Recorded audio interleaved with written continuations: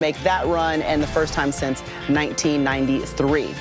So Baylor and Iowa, they're your matchup on Monday, 7 Eastern, and it's going to be a good one because we're going to see two bigs in Lauren Cox and Kalani Brown handling Megan Gustafson, who is the ESPN W National Player of the Year. And, you know, all Gustafson has done is be able to score almost at will. You know what I mean? And I think the question is, because Iowa plays through her so much, how much will she be able to be productive in a matchup against Baylor and their two bigs? That's going to be the most interesting part of watching this game for me. We saw in the game against NC State today, NC State sent multiple defenders to Megan Gustafson early in the game. So she became a facilitator, she passed, and her teammates around her made shots.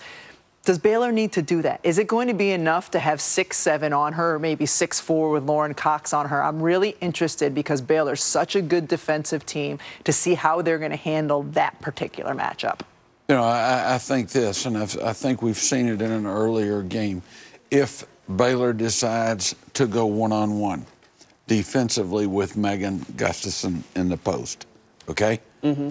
Here's what I think you'll see. I think you'll see her get the ball on one side of the rim, finish on the other side of the rim.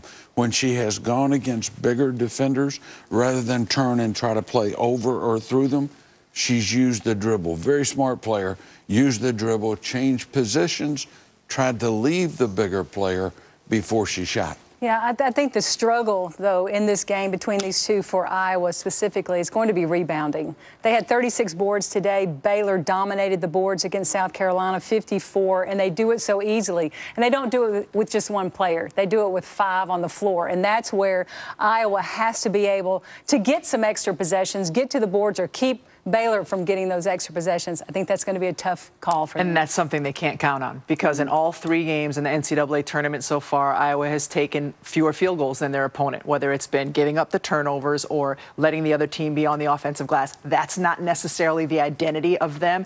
Can they make enough shots? Can they shoot a high enough percentage to overcome that? What? Hey, what?